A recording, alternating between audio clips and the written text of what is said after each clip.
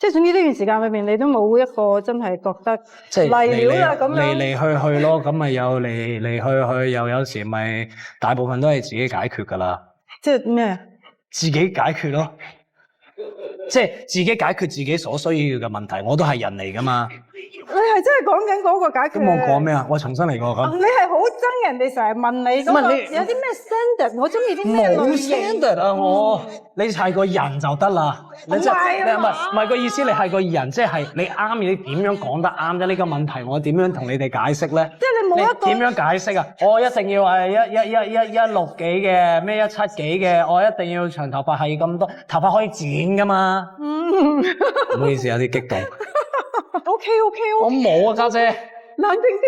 OK，冇 standard，總之有 feel 就得啦，係咪咧？ feel 係最難嘅。哦。係啊。